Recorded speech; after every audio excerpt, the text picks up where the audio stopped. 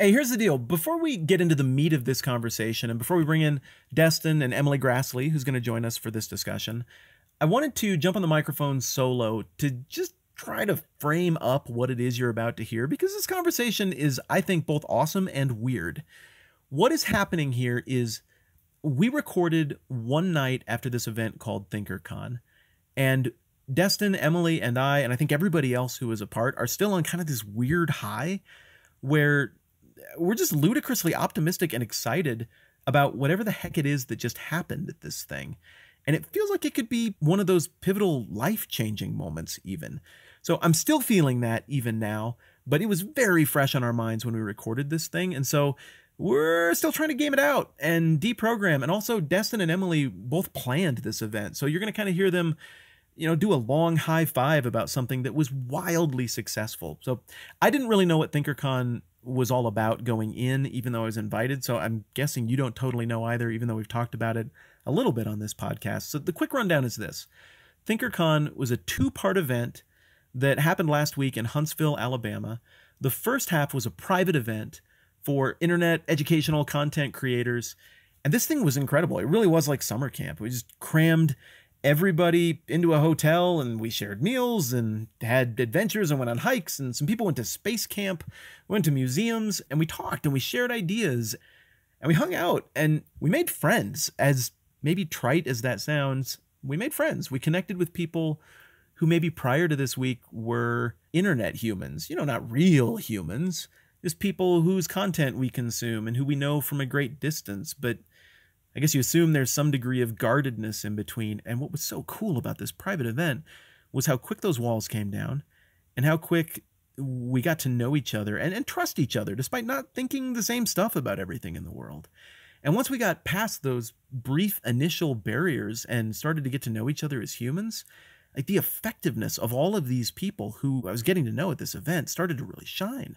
These are people of goodwill. These are people who are optimistic, who want to do redemptive things in their own way. And a really cool energy came out of it, and meaningful friendships that I think are going to make the world better came out of it. So look, I'm still gushing even now. So we had this private event. It was incredible. Then flowing out of the private event was the public event. I think it sold out at 1,000 tickets. It was at the U.S. Space and Rocket Center in Huntsville. Under the big Saturn V rocket, there were a few stages with different presentations and content creators giving talks and panels and all of this, like at conferences, and all of that stuff was great. The vibe was incredible. And then the whole thing wrapped up with, like, honestly, the equivalent of like summer camp last night campfire, where everybody's a little emotional and you don't want to leave the next day and you're thinking about all that's happened this week and the relationships. Oh, and also there are awesome fireworks. And it was just neat to have that experience with the other creators, with the audience members who were there. I met a ton of you, and every single interaction was a delight. We got done with that. Everybody eventually made their way home, and it just seemed like there was still a lot left to process. So what you're going to hear is us gaming that out, and also what you're going to hear in this episode is something that's in keeping with stuff we've been talking about in the last several episodes, and that's adult friendship. How does it work? Where does it come from? What do you do? I learned things about that at this event, and I think there are some answers and moving forward in our conversation in that regard too. So I've said a whole bunch. That's what the event's about. That's what you're going to be hearing here. So please excuse our gushing and excitement and enthusiasm, but also I think you're really going to enjoy it. So let's get on with things. Hi, I'm hiding under a blanket. Do you guys see how cool this is? I feel, you know what this feels like? What? It feels like I'm having a 5th grade slumber party, and like I invited y'all to come to my like slumber party tent. I'm totally gonna paint my toenails.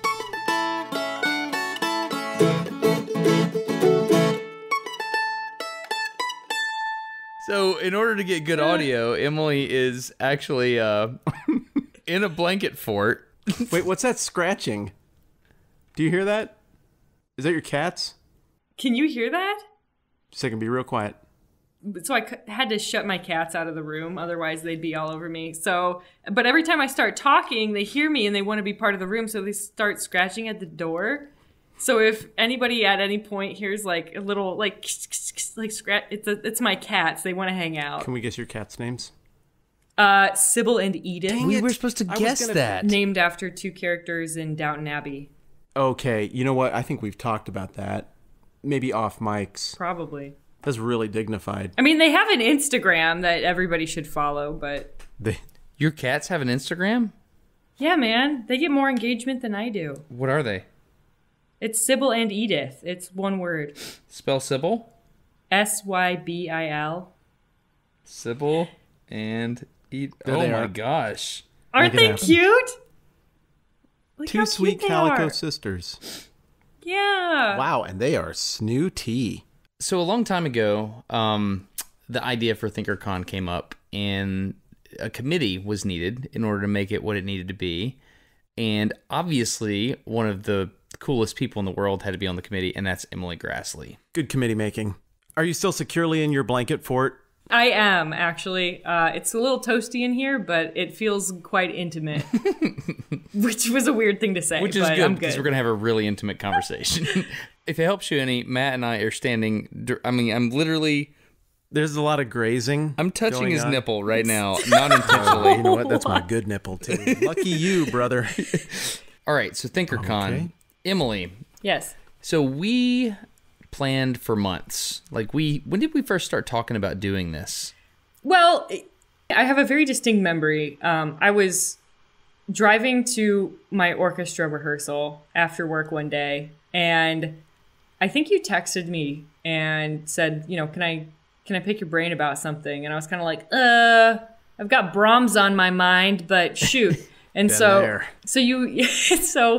you called, and it was sort of like a exploratory conversation where you were like, I think I've got an idea. You know, I kind of want to take all of our favorite aspects of VidCon, which is really the aspects where we get to hang out with the other YouTube EDU creators and, you know, try to have some meaningful conversations about our goals and mission statements and audience building and interaction. And you're like, what if we take all of that and we bring it to Huntsville, Alabama, and also there's axe throwing.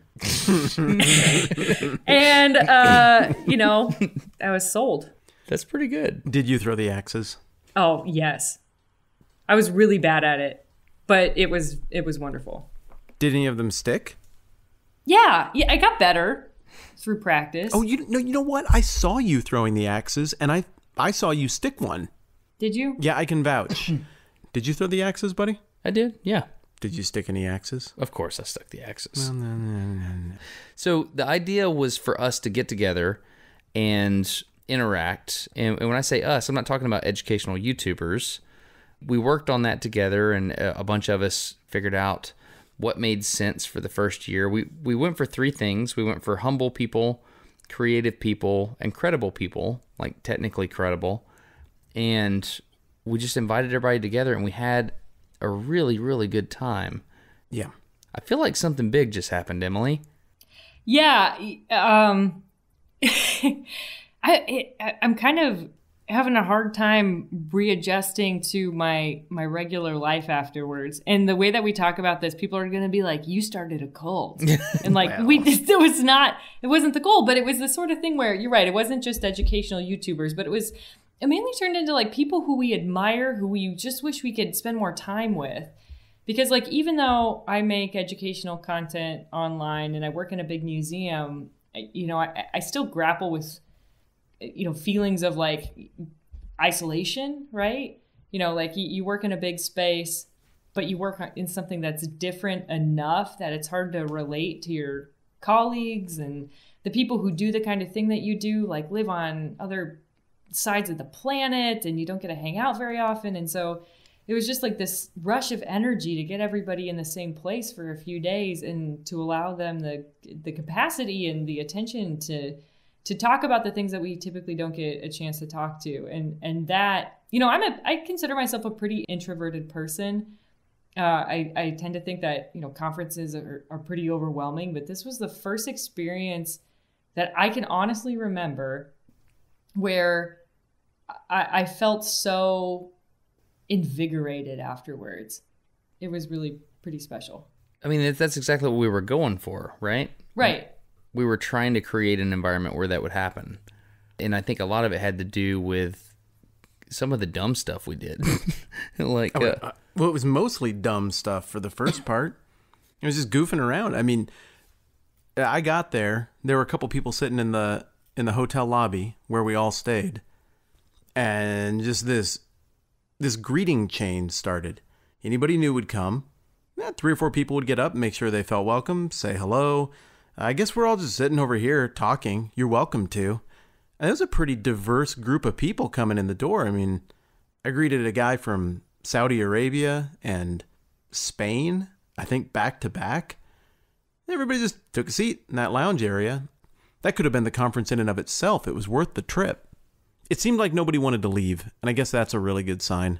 Yeah, I mean, it's hard for me to talk about everything that happened at the conference because it was disparate and weird, and like there was axe throwing, and also I totally owned somebody on pinball, but then had a really meaningful conversation with another person about the importance of libraries and how they're misunderstood by the book publishing company. And then, you know, and to really wrap it all up, so we had this event, and Sunday was really a travel day for people to go home after the public event and this private mini conference we had ahead of time.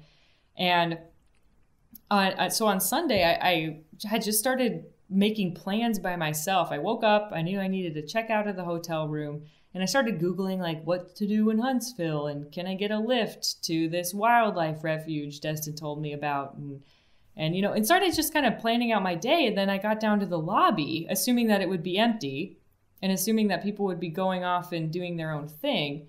And it was just booming. It was like the party had just kept going. And so I grabbed a cup of coffee, and my flight didn't leave until 7 that night. And I ended up just hanging out in the lobby of this hotel for the rest of the day. As people, you know, gradually came and went to the airport, and the group got smaller and smaller. And I think the most beautiful part, the testament to the success of this event for us educational creators, is that like we finally all go to the airport, the last of us who are hanging out in the hotel lobby, and we all kind of wait for one another to get through security. And then we ended up going to the airport bar and finding a couple of other disparate groups of ThinkerCon attendees. And once we recognize one another, we all just like instinctively grab chairs and tables and assemble them together in a group. And then we're just like having one last impromptu discussion at the airport. I saw that tweet and I was jealous. Yeah. And we'd hung out. I mean, for crying out loud, you and I had been talking for a day. And I was like, oh, hey, there's everybody. I wasn't bored of anyone. No. It was too short. I really feel like it was too short. I think that's the point. I think the fact that we designed it to be short was good. But there's probably people listening to this being like, okay, great. You had a neat party with some people that you got to meet and they were fancy and you enjoyed it. But, you know, people are having a hard time relating to it. But what was something that happened that you think everybody could relate to? How would you describe the event? Like a summer camp feel? Oh, yeah. Definitely like summer camp. So I used to go to this summer camp. I grew up in Rapid City, South Dakota, and I was a weird freaking kid. I was just weird and awkward and had too much energy, and nobody knew really what to do with me. And then eventually my parents found this summer camp called and it was called Governor's Camp. I don't know why it was called that. It was not about gubernatorial races, I'll tell you that much. But it was called Governor's Camp, and then there was another partner camp called the Ambassadors Camp of Excellence. Oh my goodness. Holy cow, Emily. Yeah. I bet they both had songs about keeping your elbows off the table. It was pretty intimidating, but they would kind of select these kids who couldn't easily fit in with school, who had potential but maybe didn't know how to focus their own potential. I was in a group when I was in school called TAG. They called it Talented and Gifted. I was in TAG too. Were you really? Yeah. So because I was part of the TAG program, I got a recommendation from a teacher to participate in this Ambassadors Camp of Excellence. And so I got a recommendation letter and I got in. And this is what saved me through middle school and high school. And it was like ThinkerCon for high school and middle school kids, because we were sent to the University of South Dakota in Vermilion on the other side of the state for 2 weeks during the summer. And we would just take classes. Like I took a class in Chinese and a photography film printing class. and microbiology, and just taught by like volunteer instructors and graduate students at the university over the summer. And then the thing that we should really do for ThinkerCon is at the end of the weeks, we also took dance classes and choreography and singing. So we had to put on like a public show. What? Oh, a public show. We had a dance at the end. We had like a prom at the end of the thing, which is weird because we're all married. So I'm going to invite Camilla probably every time. I'm leaning toward Camilla. But I thought you were going there. Long story short, ThinkerCon, it was kind of like that summer camp for the awkward kids who couldn't really fit anywhere else. But like I said, had a lot of potential. And it's just that now we're a little bit more mature and we're better at staying on task. But we still need that sense of community. You know, the thing about Ambassadors Camp when I was a kid was at the, this is so cheesy, but I loved it. With the last song of the show was a song called Family. And everyone would go up on stage, and all the senior kids, because it was their last year at summer camp, would all hold hands and sit down, and we would sing this really sad song, and it was called This Is My Family, They Are a Part of Me. If they were your family, then do you remember any of those people? Oh, yeah, I still stay in touch with some of them. Really? Yep. Yeah. Ambassadors Camp. I mean, that's clearly something that some adult dreamed up, and they said, we're going to make this thing, and we're going to bring these certain kids here, and we're going to do this. I mean, the obvious thought there is, let's get these interesting, creative young individuals in a room, and let's just let them exist together. Yes. And whatever comes out of that couldn't necessarily be measured easily, but they still thought it was worth the time. I mean, you were involved in the planning of ThinkerCon, and oh my gosh, the stuff that was going on behind the scenes with Tara and Allison and Brandy and Camilla and Bethany. Oh my gosh, Bethany did all of the graphic design. I mean, it was incredible. I mean, it was an incredible amount of work. That stuff happening, it was hard, but it was ultimately worth it because all of these connections are made. And so I feel like there's this unseen, what am I trying to say? It's like there's this unseen part of the world that doesn't have a physical form. It's like the connection of hearts, if that makes any sense. Yeah. I don't know. Well, and you guys are kindred. I think that's part of what you're seeing. What is that? What do you mean by that word? You're kindred. I mean, your group was carefully selected in South Dakota because you all had similar traits that they wanted to see if you could amplify when you got close to each other. I went to the Riley Youth Leadership Camp in Estes Park, Colorado, and I went to the last night dance with Stella Jung. And then I went to her prom later, and we were pals, just good pals for a long time. But we were pals because we liked the same stuff, and our brains worked the same way. And some smart person observed that and thought it would be beneficial to put us together. And I feel like you two are on a committee of smart people who observed that and thought it would be beneficial to put everybody together. But we're not the same. Like, Emily and I are not the same. Would you agree, Emily? We are very different people. Yeah. But I think on what you're self-selecting toward, you're awfully similar. You're not afraid of a conversation. You tend to lead in every social situation you're in. You are enormously curious about things. You don't care if that makes you look like a goofball because you get excited about ideas and want to talk about it.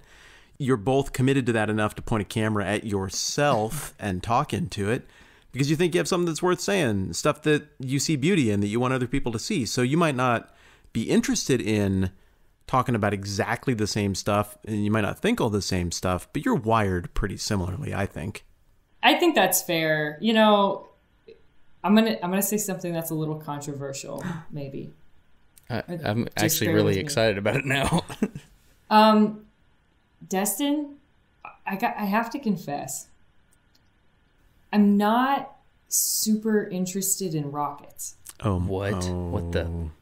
I know. I'm sorry, but I mean, it just they just don't really do anything for me. Do we cut it off now?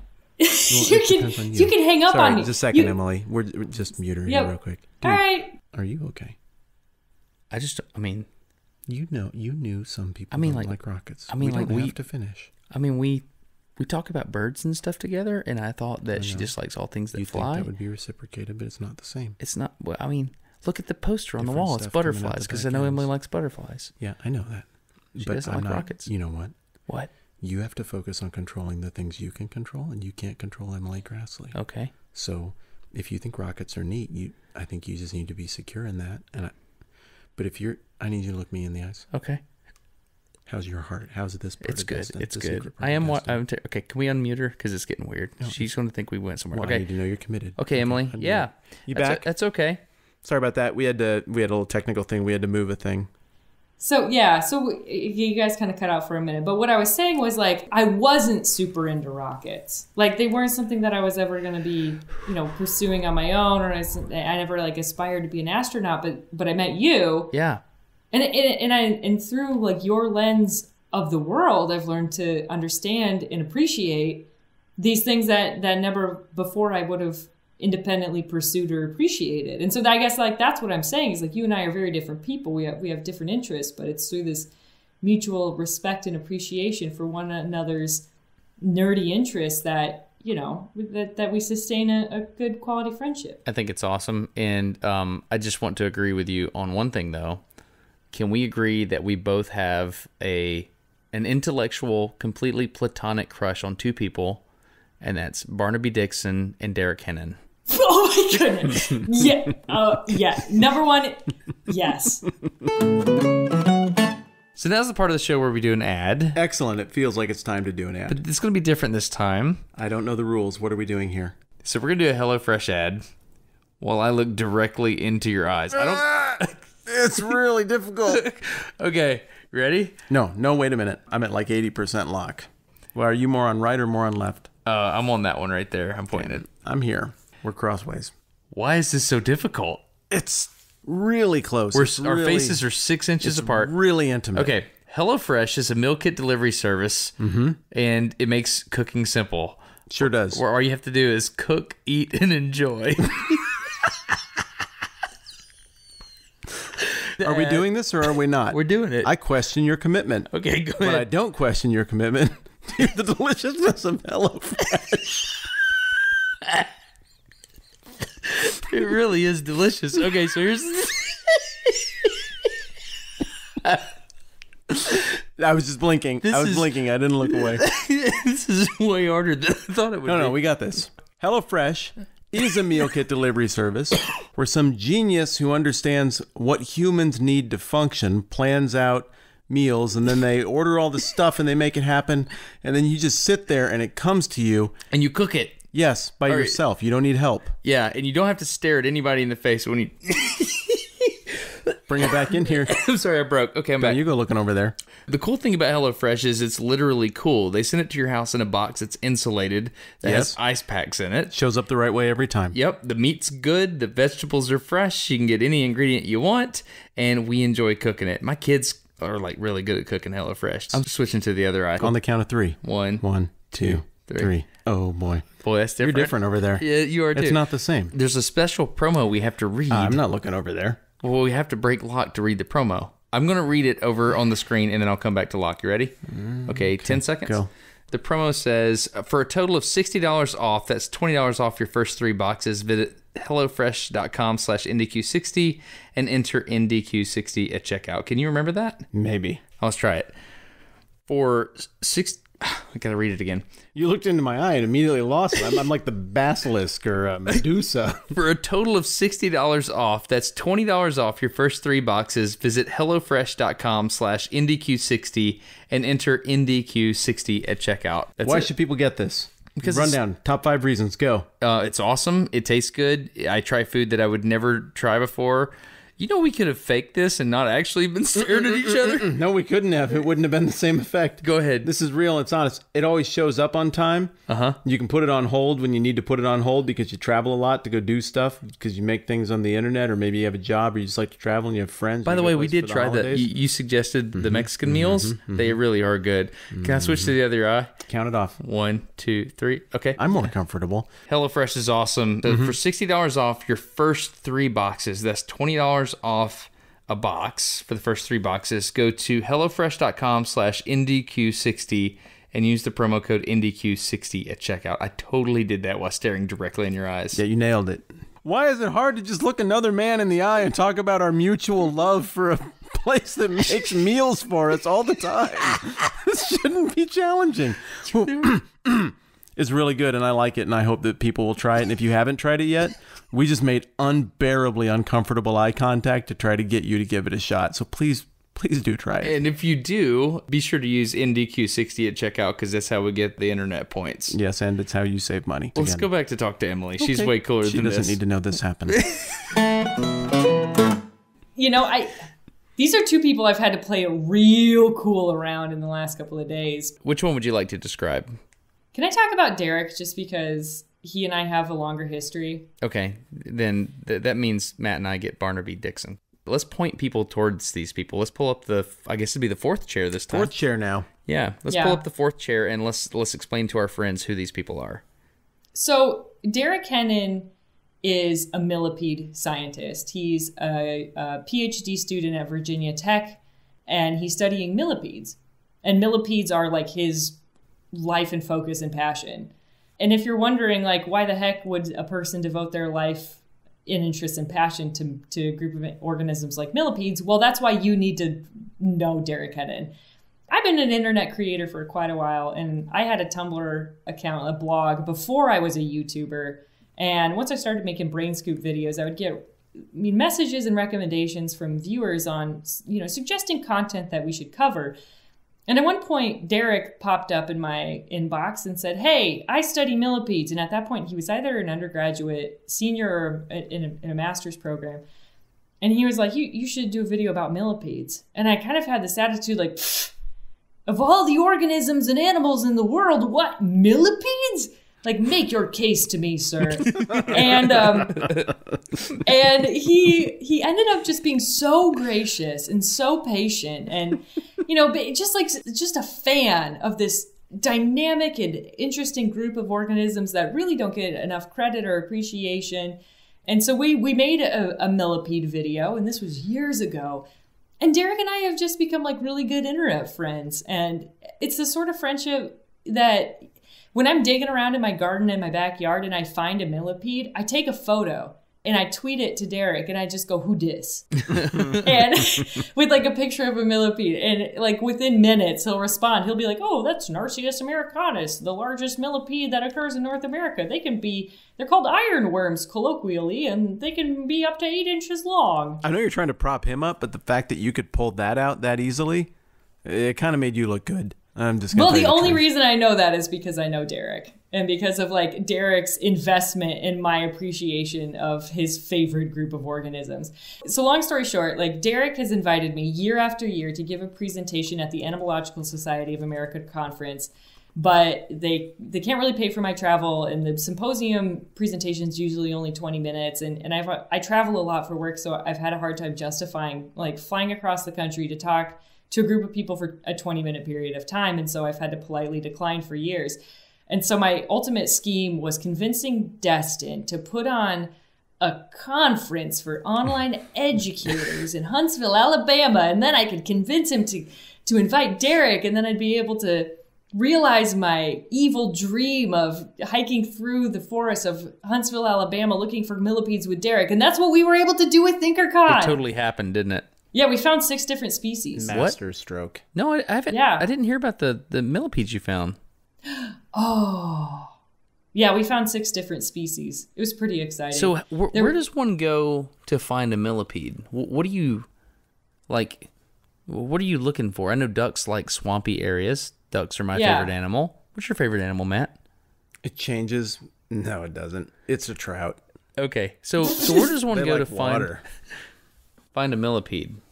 So I've got this great photo of Derek that I'll share with everybody. But it's Derek giving an impromptu lecture to some other folks on this hike about ideal millipede habitats. And the first thing that, if you want to find millipedes, you got to commit. Okay, number one, you need to get like a claw-like garden tool so you can comb through the leaf litter and mitigate your chances of brushing into poison ivy. So get some garden gloves and get a little gardening hook thingy hand. I rebranded it as the Hennon Claw, but Derek hasn't jumped on that trademark yet. But anyway, that's what we'll put a picture of one. Anyway, you need that. You need to wear a headlamp, even if it's in the middle of the day, because quoting Derek here, dirt is dark, yo. So the headlamp helps you like look for millipedes in the leaf litter. So you basically like you want to look for a deciduous forest, a place with a lot of leaf litter that you can dig through because they like the wet leaf litter. And also if you just like pick up some rocks, like turn over large heavy rocks and they'll burrow underneath them. Is the headlamp because their exoskeleton is shiny? No, not necessarily. The headlamp is because, you know, you're looking for brown things on a brown substrate. Okay. So the headlamp just helps you detect movement and helps you see in a darker environment better, basically. But if you want to look for millipedes, you can get a UV flashlight, and a number of them will fluoresce under ultraviolet light. And so if you get a black light, a lot of them will pop out really, really well too. Okay, Emily, that is our most recent millipede experience, and it was also in Alabama. All of our kids on sabbatical last spring got to pick something that they wanted to do. Thank you, by the way, for being a part of our sabbatical, which was very educational. Did you know that we got to spend a little time at the museum in Chicago with the kids? Yeah, you said you went to the Field Museum, and Emily, you guys met up? Is that kind of how it went? Yeah, well, the girls, the little boy barfed on some fancy guy at the Intercontinental Hotel right when we were supposed to leave. So... yeah, Camilla straddled the vomit. That's the last thing I heard from that. Yeah. It was... that might be inappropriate. It was disappointing, not to me.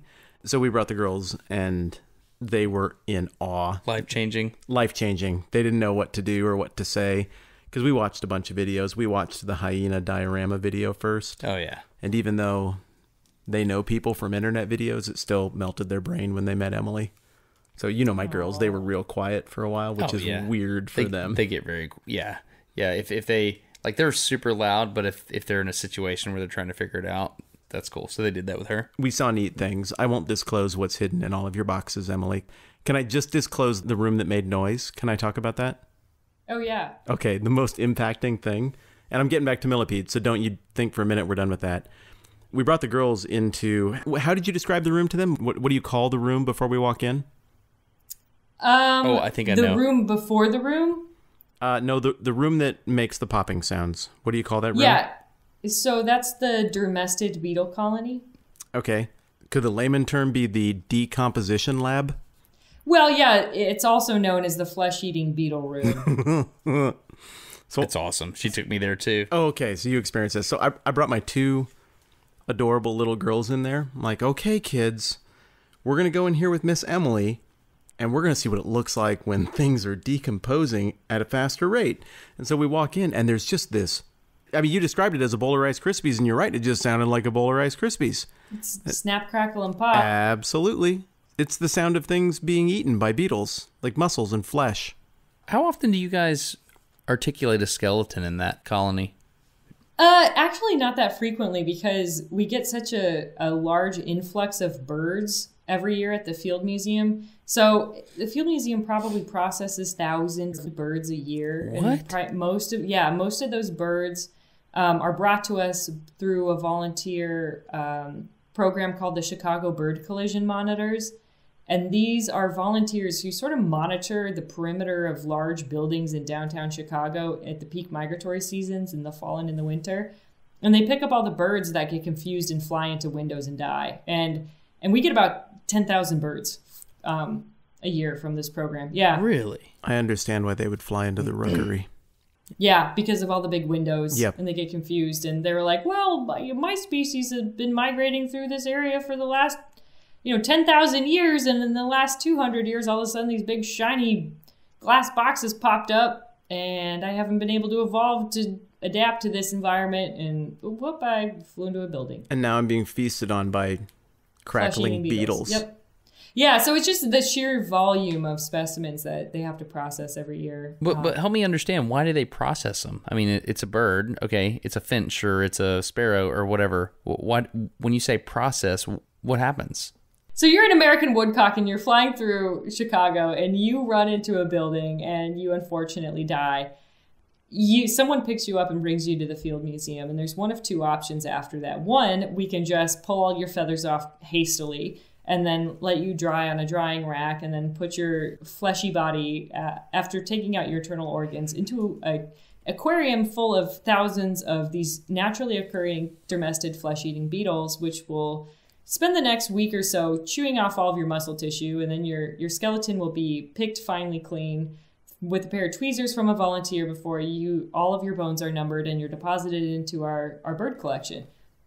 So that could happen, or we decide that your feathers are beautiful enough, we want to preserve your skin, and so you are carefully dissected and your skin removed and your body form replaced with a cotton armature, and similarly you get a label with a number on it, and then all of your data and a muscle tissue sample is taken so we can sequence your DNA, and then you're put into the collection. Long story short, museums have been doing this. The Field Museum has been doing this for over 125 years, and that's a huge data set. If you're collecting all of the birds that are flying through the Chicago region at all points of the year, you can start to get a really good idea of which species of birds are flying through Chicago and at what time of year those migrations are happening.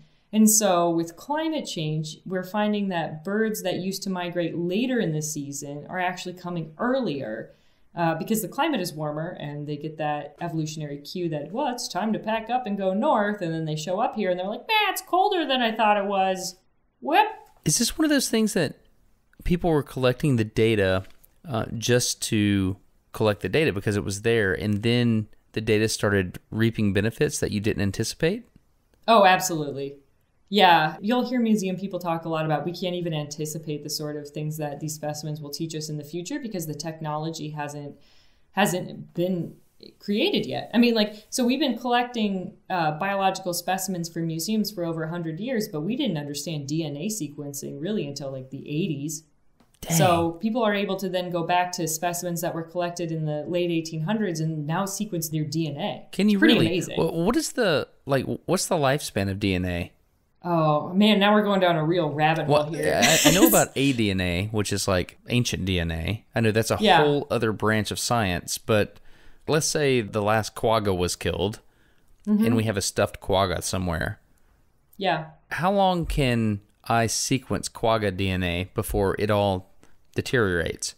Well, it depends on where you're collecting the genetic sample from. So if you're pulling from the skin tissue, which is pretty superficial in a way, that was all probably treated with a lot of harsh chemicals in order to dry and preserve it. So the DNA might not be as good.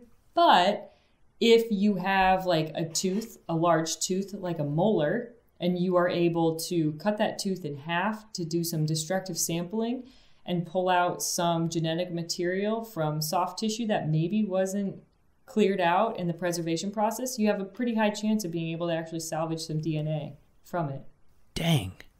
And then we can store that DNA sequence digitally. Now we're talking about full-on sequencing. We're not talking about genotyping, right? Right. And so if you can record that sequence digitally, which I understand to be about 80 gigabytes, if I understand correctly, then you could then hopefully in the future, if they have the ability to create DNA, which I don't know if that technology exists, then it's potential. Yeah, okay. Jurassic Park, got it. Right. Okay, so millipedes. So millipedes. So what happened is we had these two wonder-inspiring science moments on our sabbatical, and one was in your neck of the woods, Emily, because you were nice enough to give us access to all kinds of cool behind-the-scenes stuff that will change my kids' brains forever. And the other was because no pressure. What? No, it's in good ways. You know what else they really liked? They really liked the gigantic Audubon book in the library. Oh, that's beautiful. That was something. God, that's beautiful. Am I describing that right? Is that who published it? Oh, yeah, no, yeah. John James Audubon's, we have a full set of his Birds of America prints.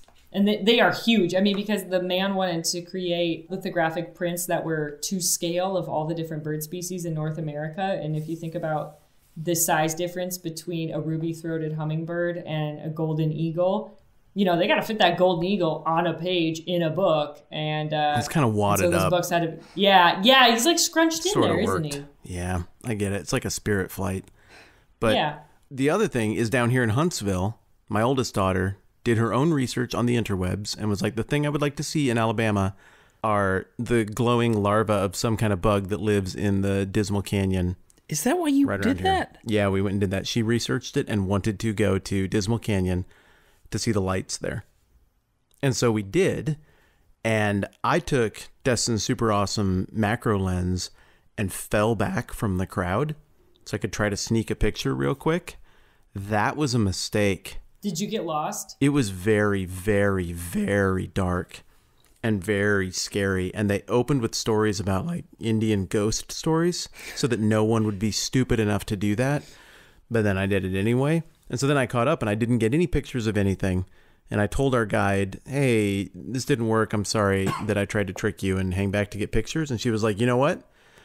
You came for pictures. We're going to get pictures, but they're going to be of millipedes. I know where to find some. So she sent everybody ahead right at the very end.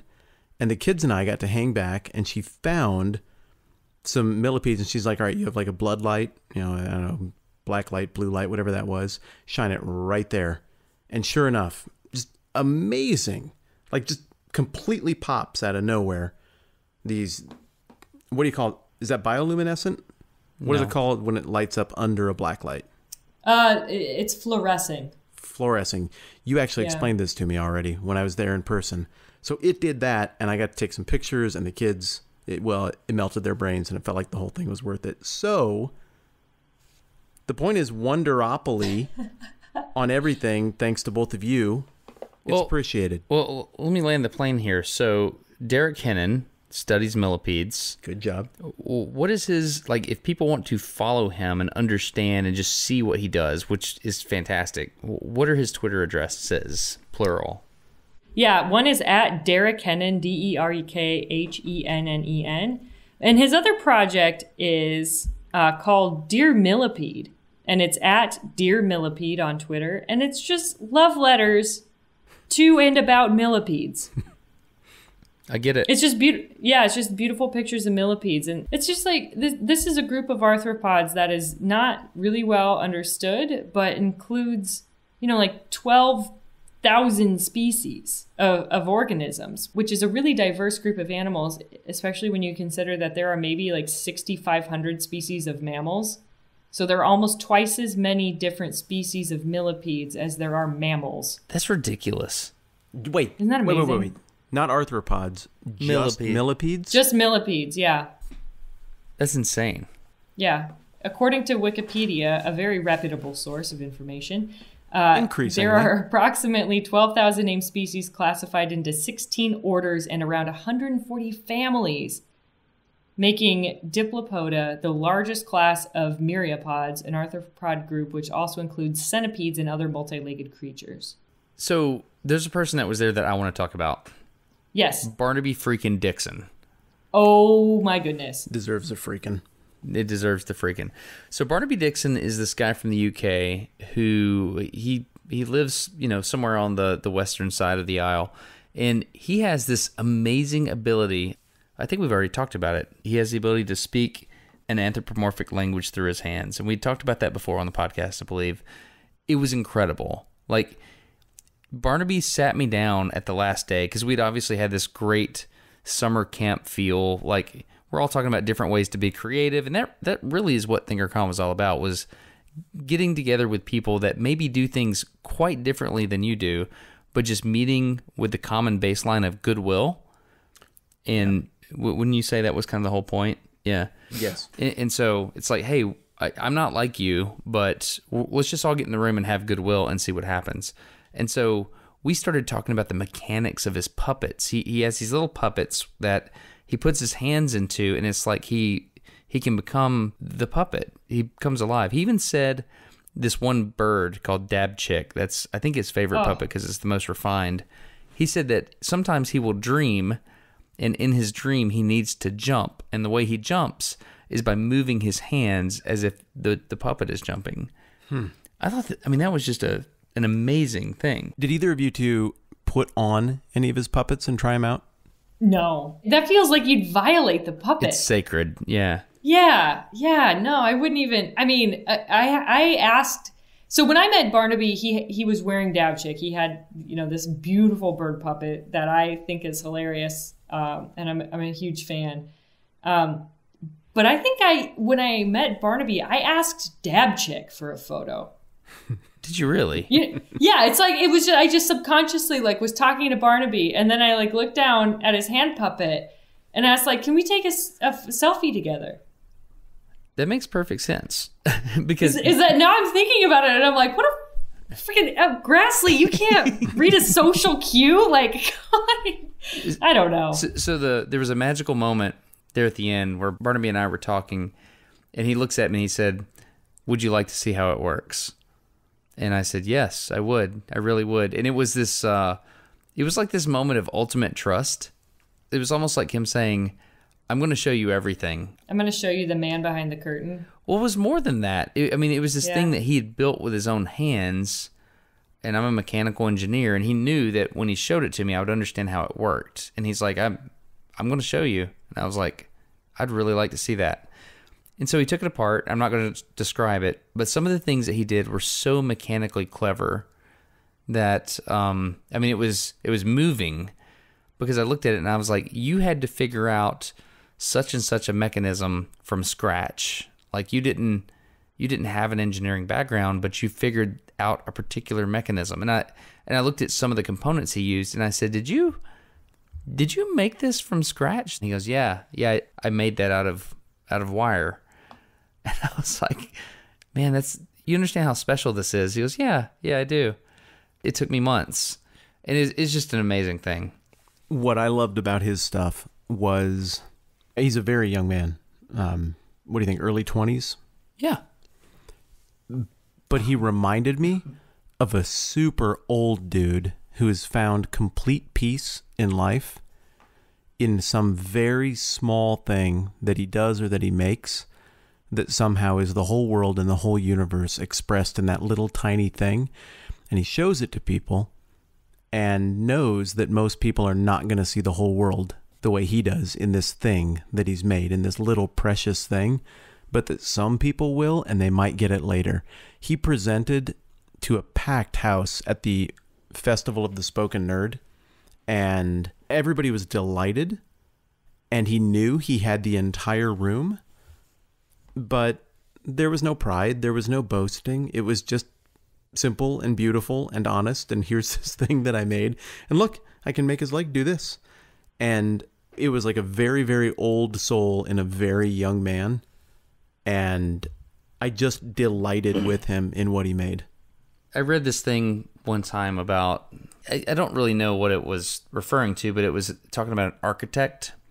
And it says an architect can look at a really well-built like cathedral or building that they worked on, and at the end they say to themselves, look at that. And they delight not in the fact that it was built by them, but just that it was built, period. Does that make sense? Oh, yeah. And that's the feeling I had watching him interact with Dab Chick. It's like, I really want to share this with you. It's this really neat thing that can happen. And it's not that I did it, even though Barnaby is the only person that could make it happen. It's like, this is a thing that can happen, and it's really fun, and I really want to share it with people. And that's what it felt like when he popped the lid off of Dab Chick, and we were talking about the mechanics.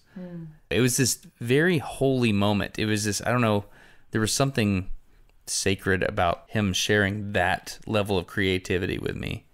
And then I forget who it was. I don't even know because I was in the moment, but somebody was standing right beside me, and they said, oh man, did you see Destin's face when he saw that mechanism? And I didn't know what happened to my face, but apparently there was a moment on my face. Yeah, I was standing there when all that happened. I didn't say it, but I know what the moment was. Who said that? Do you know? Nope, no idea. I was totally engrossed in what we were looking at. I just remember that you were there. I know what little tiny mechanisms you're talking about. I think it was Captain Disillusion. I think it was Alan. I think you're right. Maybe. Alan had fun at this thing. He was a treat. He's amazing. So anyway, if you're not following Barnaby Dixon, do yourself a favor, go follow Barnaby Dixon on social media. Go look at his videos. He's just impressive. It's delightful.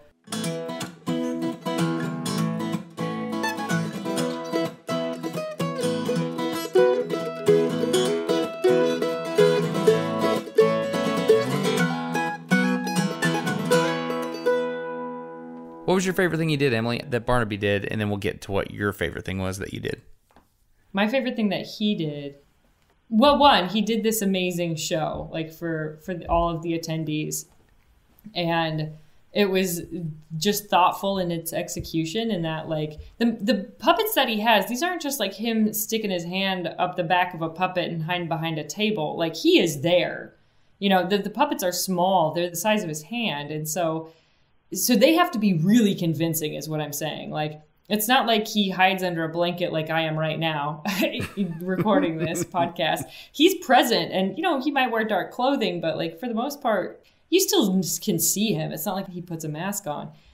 But just the way in that his puppets are so small but so commanding of a room, it's like he started doing this dance with one of his fluorescent puppets on one of his hand, and he went around to every single table in this cafeteria where people were assembled and had a 5-minute song that his little guy was choreographed to and dancing. And it was just so utterly convincing that you forgot that there was Barnaby, the person controlling the bug man, and that you forgot that there was Henry and Destin scrambling after Barnaby to record it on a larger screen so that the people in the back of the room could all see it. And it was just so convincing. It was pure magic. Yeah, that's the way to explain it. Okay, you, what was the favorite thing that you did? The favorite thing that I did? Yeah. Oh, gosh. It's so hard to pick. I mean, there were so many like spontaneous moments where you just mutually connected with people who you'd never met but had been following online forever, and other creators who I am kind of a fan of. But in that moment, it wasn't like a fan-dumb interaction. Yeah. But I think one of my favorite moments was that we had an evening event early on in this meeting where, even though I'm on the planning committee, I got to admit, like, there were some things that I didn't know what was going to happen. In that, like, I kind of have an idea that we're going to have a party, but I don't once everybody gets there, I don't really know what we're doing. And there were a couple of like group projects that you kind of had to self-assemble into a group and then execute. And on the first night, one of the things that we had to do was to create a bottle rocket out of a 2-liter soda bottle. And I'll be honest, like, I kind of hate group projects. I've always, I'm not good at them. I'm socially anxious. If I don't know the people, I don't know what our roles are. I was always the kid who got saddled with too much of the responsibility. And then the kid who only ever showed up to class every other week shows up and gets the same grade for a presentation he did nothing for. You know, like, that's my, in a nutshell, impression of group projects. But here we were. Sign me up for that gripe. Yeah. So, you know, here we are. We have to make a 2-liter bottle rocket. As I already said, I'm not naturally predisposed to caring about rockets. I'm interested in them more now than I used to be. But I got to make this thing, and I don't know how to make it, and I don't know who these people are, and I feel awkward. And then all of a sudden we're just sitting there, and we're like, well, how do we do this? And someone says, I'm a physicist. And someone said, I'm an engineer. And someone said, I'm into design. And I said, well, I'm an artist. And we just like self-identified what our role would be in this project and then delegated, because there were 3 criterion in which your rocket was going to be judged. One was height, so how high you could shoot it. One was whether or not the egg that you had to encapsulate within the rocket would be broken. And the last was a design element. And it was like, we self-selected. And we have all of the characteristics we need to be the best. And then we became like highly competitive. And we all like, for the next 90 minutes, were completely focused on our task at hand. And the physicist was the one who made the determination on like really where the fins should be and how much padding, you know, and then the engineer was like, well, how much padding do we need to have around the egg and where should the egg be located? And then the design person and I like took a hold of the artistic execution, and we took the details of design very seriously. And so she cut out in tape ThinkerCon 6, which is what we called the rocket, and wrapped it in colorful tape and lights. And I made a Triceratops logo that I cut out of paper because we were the Triceratops team. And then the engineer and the physicist came up with like a 2-part deployment so that once the rocket was fired, the top would come off. The egg was wrapped in a cellophane and bubble wrap shield that was also wrapped in blue lights so that when it launched, you would have the lights on the outside of the rocket and then an unexpected second deployment of blue lights on the, and it was. So that was Destin, intentional? Yes. I thought your rocket broke. No, Destin, that was intentional. And then our like logo blasted off. It was just, it was so magical. I was out in the field. Your rocket flew up in the air, broke apart. You had two different sets of lights, right? Yeah. Okay, and then the Triceratops peeled off and fluttered down and landed at my feet. I have a video of this. I showed you the video, right? Yeah. We got to post the video. Need to post a video. Yeah, you have to post it. Yeah. Because my joy in that video is euphoric. That was amazing. I didn't know that happened.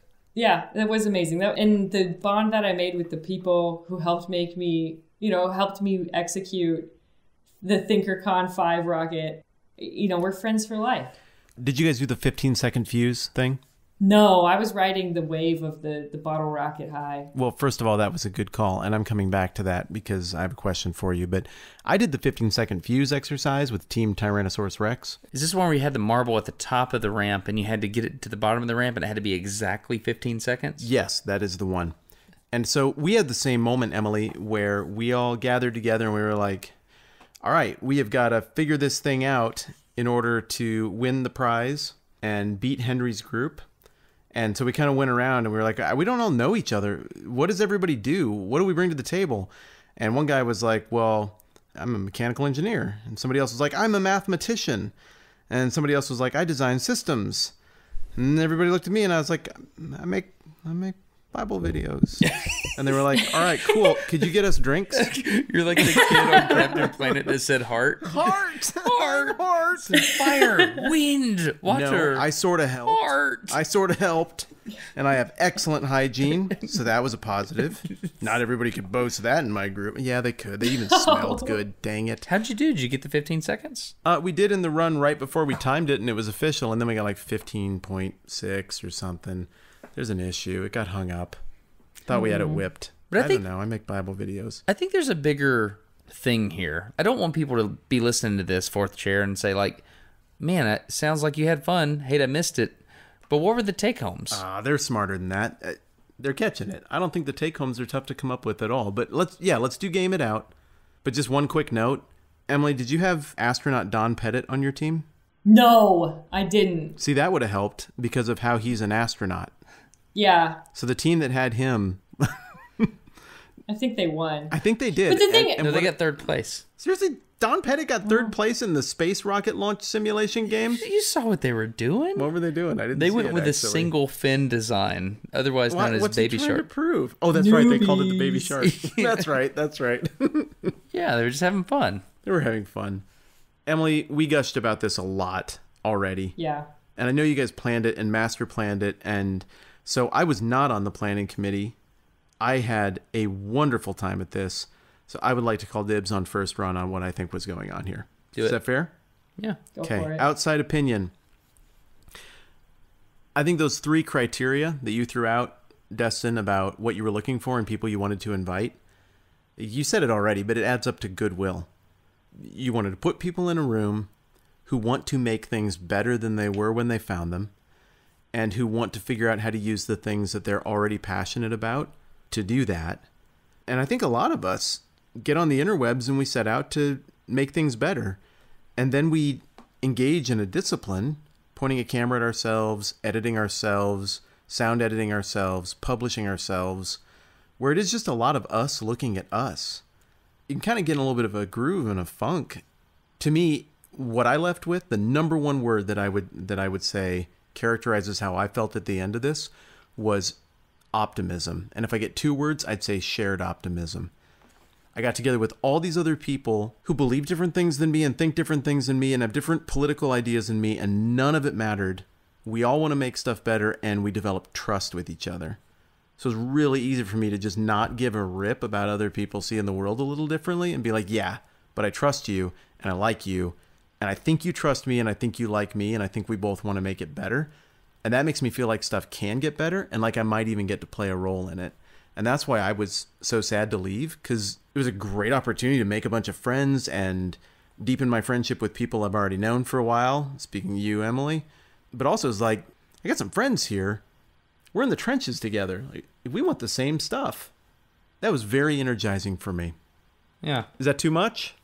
No, not at all. I mean, it makes me think of what Sabrina Cruz, who was another person on the planning committee, a message that she kind of sent out probably a week before we all got together, which was, we need to identify really what the point of this whole meeting is. And I think she hit the nail on the head when she said that first and foremost, this is a community building event. It's networking, but it's not, it's mostly to give a space, a physical space to people who work in the same space online, but who never get to spend time together and who probably have really honestly intimate questions for one another that they don't get to ask in a space that feels safe. And I really mean intimate business questions. A lot of us are making content online and deal with things like online harassment and, how do you protect your personal information as an internet creator? And, that's a hard, it's not an easy thing that you want to drop in conversation when you're just at a casual networking thing.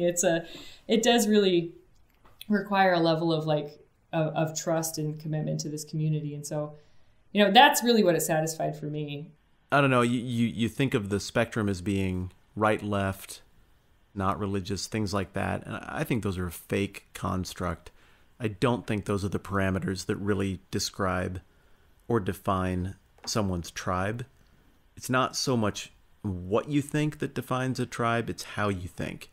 How you game out a question, how you think about other humans, how you conceive of the idea that other people have ideas. And I think that room was in unison on that as a group of creators from the second people walked in the door. When I walked in the room, there was a Muslim guy that just got off the plane from Saudi Arabia. Yep. There was a guy from Wyoming that teaches Bible online. I know the dude. You know that guy? Mm-hmm. I mean, there were hardcore people that did philosophical channels about atheism. There were transgender people in the room. There were people that from all different stripes. Sexologist was there. Yep. Everyone was in the room. And we got together and we just looked at each other in the eye and we're like, hey, we're going to be cool, right? Yeah, we're going to be cool. And it worked. Mm-hmm. It wasn't even, we're going to be cool. It was, I want to learn from you. Yeah. And why on earth wouldn't we be cool?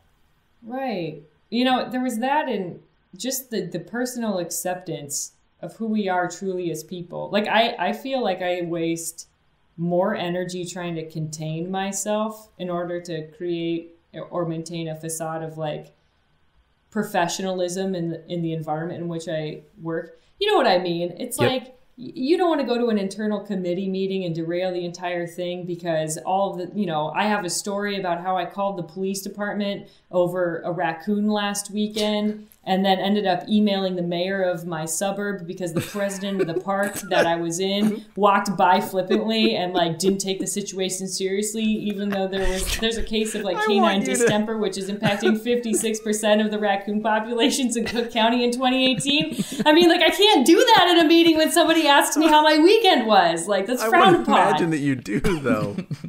But I do, Matt, but then I'm ostracized. It's I do that. Because people laugh at you when you're talking about it? Matt, you're not supposed to laugh.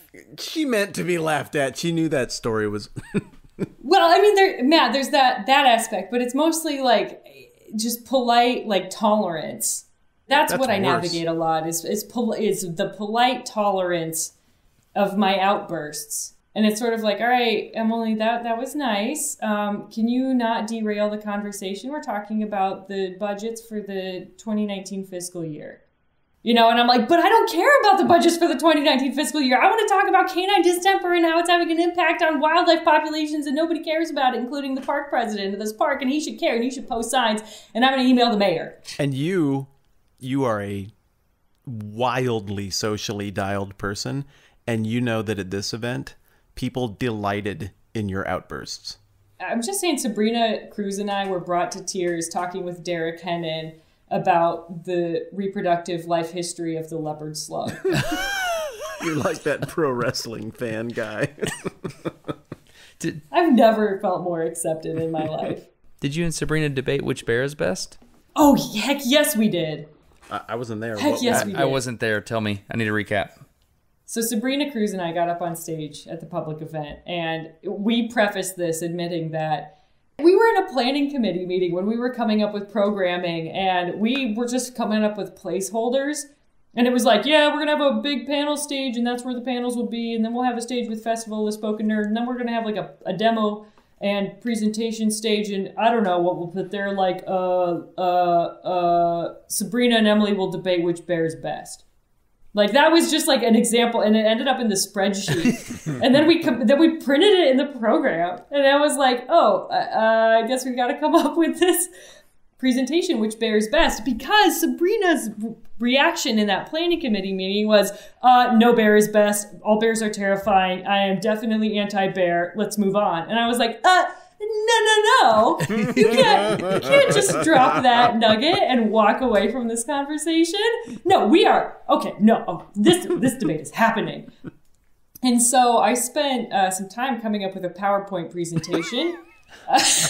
Trying to, her thing was essentially, and the which bear is best idea comes from a clip from The Office, The American Office. Yes, it does. Where Jim is impersonating Dwight, and he comes in wearing like a mustard colored short sleeve shirt and some of those like double bar framed glasses, and sits down and is like, question.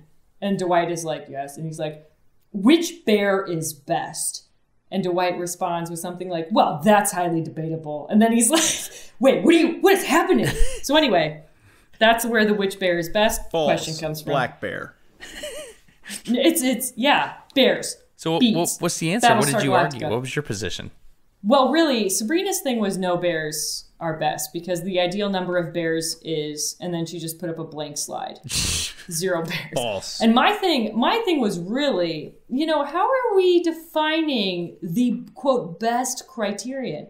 And I gave an example of Ken Walker, who is a world-class champion in the World Taxidermy Championships. He has taken gold medals in the WTC for like the last 10 years. I swear to goodness. He's a brilliant taxidermist. He, in the 2013 World Class Taxidermy Championships, taxidermied a giant panda bear that is not actually made out of the pelt of a giant panda, which is a highly protected and endangered species. And so he took 2 black bear skins, dyed one black, even blacker, dyed one white, and then made a panda out of a mixture of these 2 different pelts. And I think I heard this anecdotally. I think it almost got confiscated at customs because they were so convinced that it was actually a panda, and he didn't have permit paperwork for pandas, and he had to convince them that it was actually 2 black bears, of which he did have permits to bring across from Canada. Anyway, it won the Competitor's Choice Award and the Best Recreation Taxidermy Mount. So that my argument was like, technically, this is the best giant panda taxidermy that's ever been taxidermied. These are my ultimate thoughts on ThinkerCon. So you're over there debating the bear thing. So it's fun. We did a lot of cool stuff together. But Matt and I, when we got on the stage, the same demo stage, before we went up there to talk, we were like, what are we going to talk about? We've been busy. We haven't prepared anything. And Matt's like, would you want to just turn over some cards? I was like, what do you mean? Like, tell people what the podcast is about? That's what I was intoning. So we did that.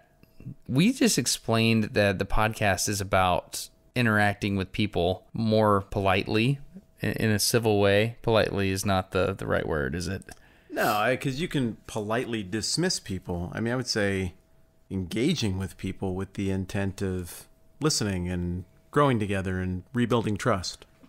Even if you have very, very, very different viewpoints of the world. We had a neat little moment where we were talking about that at the base of the Saturn V rocket in front of a V2 rocket, which was the ones that the Nazis built to bomb London. Whoa. Yeah. Did you realize that's what was behind you when you were talking about bears? No. I didn't know there were Nazi rockets behind me. Where was the sign? So anyway, it's not a bad thing. It was a piece of history, right? So yeah. I mean, obviously it was a bad thing, but it was that rocket was brought over to be studied. Anyway, long story short, we drew this parallel between all the yelling that's happening on the internet and the fact that we don't work together. And like, how do you get from this, I don't like what the other tribe is thinking, to like, let's see if we can design a rocket to hurt people? It seems like that would be a pretty distant thing, but it's happened several times. We talked about, there's a lot of people that sit around on the internet and they don't actively do good. They just kind of passively watch what happens. And then there's a lot of people that are trolls on the internet. And I tried to explain that I think it's very, very, very important that instead of just being a passive participant in this thing called the internet, I think it's important to actively do good on the internet. And the point that I was making in follow-up to that was that trolling requires a little creativity. Doing nothing requires no creativity, but the thing that requires the most creativity is trying to do something good. You have to think in order to build trust and make things that are beautiful. It requires a great deal of emotional investment. You know, even beyond intellectual investment, emotional investment is so much to ask of people. And I think that's what we did at ThinkerCon. I would agree with that. I mean, I'll be honest, I've had a hard time, and we've been back for a few days, I've had a hard time thinking about pretty much anything else.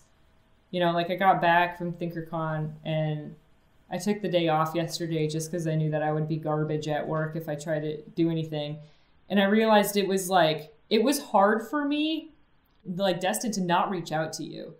You know, I was like texting you throughout the day about asinine things that did not need your attention. I was like, hey, do you know Mike Birbiglia? I mean, I just thought Mike Birbiglia would be fun to invite next year. That was actually a really good video. Thank you for sending that to me. We watched it. Well, I'm glad. I'm glad, but it was one of those things where I was just like, I'm only reaching out to Destin because, like, I miss ThinkerCon. And, like, I got to do something with my emotion. You know, there was a ton of messages I got today, by the way, right? Yeah, me too. I got a lot. I'm even, oh, God, it's like a cult, and I subscribe to it. But I'm, like, even wearing the ThinkerCon t-shirt right now. Just, I mean, to be fair, I think it was on the top of my, like, clean laundry pile, but... There's a reason it was on the top of the clean laundry pile. Right. I'm even doing weird psychological things where, like, I'm bringing in the things, the little mementos that I collected from ThinkerCon into my office at work. Not all at one time, but in, like, little, like, groups of items so that I can place them strategically so I can, like... This is sounding really creepy and cult-like. It's not. It's sounding like humans sound when meaningful connections are made and when stuff matters. We were hanging out. We were standing off to the side there at whatever that bar was called, and everybody was there gathered around. And I could see you standing there sizing it all up, kind of both like a proud face and also like I'm a part of this face. It was moving. And I think it's just okay to admit that it was moving. And it's okay that we can't put a microphone in front of the three of us and articulate everything about how. But it was moving not toward self-indulgence. It was moving toward deeper relationships with people we respect and doing good stuff with people we respect. Can I say that I kind of observed you guys at this thing, and I could tell that you became better friends? Oh, yeah. Am I allowed to say that? Yeah, you're reading that right. We had fun. Yeah. There were a couple of times where Matt and I were just like, the broom emptied, and we were deep in discussion about goodness knows what. But honestly, Destin, I was like, where did he find this guy? Matt? Yeah. I picked him. I picked him. We should be friends. We should be friends. It's okay if we're friends now. Yeah, can we hang out? And I kind of felt that too. I was like, well, maybe Matt, because Matt and I have just kind of been friends through Destin, but like maybe if I've got a question, maybe I can just call Matt and I don't have to. Maybe I'll just call Emily. She seems super nice. Can I still? It'd be weird. Can I still be the one that you send bird pictures to? Because I like being that guy. Yeah, we can always have that. So long as you're okay with like me sending fish pictures to Matt. I accept. That's awesome. Emily, thank you so much for being a part of this. I don't even know what it would have been without you. I mean, you made it just delightful. Oh, goodness. Thank you for accepting the weird invite. And the other brothers and sisters in arms, we've got Robert Krulwich from RadioLab, Henry Reich from Minute Physics, Sabrina Cruz, Nerdy and Quirky. I mean, this was great. I was pretty delighted when you reached out to me in the first place, but after all of this, I feel honored to have been a part of it. I do too. So thank you. I feel the same way, and I was just a guy who showed up for the event and hung out with people. It was fun. I like your style, Emily Grassley. Thanks for jumping on with us. Thanks, Emily. Thanks for having me.